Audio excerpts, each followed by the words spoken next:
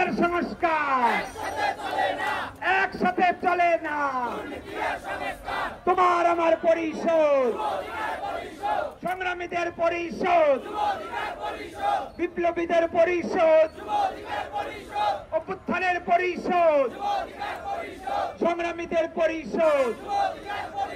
সংগ্রামী সাথী ও বন্ধুগণ,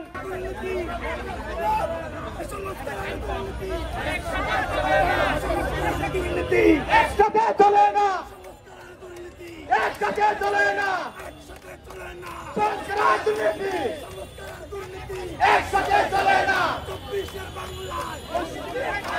দুর্নীতির বাংলায়, দুর্নীতির মুক্তর বাংলায় সংস্কারের দুর্নীতি, সংস্কারের দুর্নীতি আবু সাইদের বাংলায়, মুক্তর বাংলায় সংস্কারের দুর্নীতি, সংস্কারের দুর্নীতি একসাথে চলে না।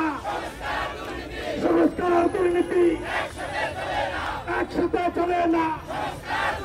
এই আবু সাইদের বাংলা, মুক্তর বাংলা, এসো ভাই এসো গড়ে তুলি আন্দোলন, এসো ভাই এসো গড়ে তুলি আন্দোলন। দুর্নীতির বিরুদ্ধে লড়াই হবে একসাথে। সংগ্রামের সাথে বন্ধুগণ, আমার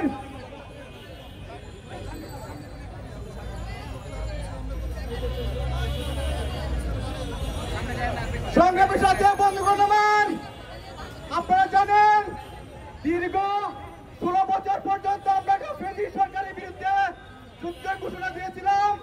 শুধুমাত্র দুর্নীতি, লুটপাট, রাজনীতির কারণে আমরা 5 আগস্ট সেই ফ্যাসিস্ট সরকারকে পদত্যাগ করতে এবং দেশ থেকে বিতাড়িত করতে বাধ্য করেছিলাম।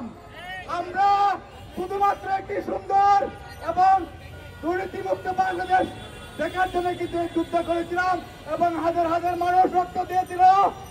সেই রক্তের বিনিময়ে এখনো পর্যন্ত আমরা দুর্নীতিবাজদের যে দূষণ রয়েছে বাংলাদেশের প্রতিটি মন্ত্রণালয়, প্রতিটি জায়গাতে তাদেরকে কিন্তু আমরা এখনো সরাতে পারিনি। আমরা কেন সরাতে পারিনি আপনারা জানেন, যদি কাউকে কেউ যদি দুর্নীতি করে আর অন্য কেউ যদি দুর্নীতির সাপোর্ট দেয় তাহলে তাকে কিন্তু সরাতে অনেকটা কষ্ট হয়।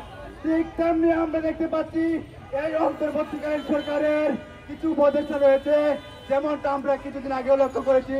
সেই উপদেষ্টাগুলো এবং তাদের যে দোসররা রয়েছে, তাদের পিএস, তাদের পিতামাতা, তাদের আত্মীয় স্বজন আমরা দেখতে পেরেছি তাদেরকে দুর্নীতির সুযোগ দিয়েছে এই কিছু উপদেষ্টা।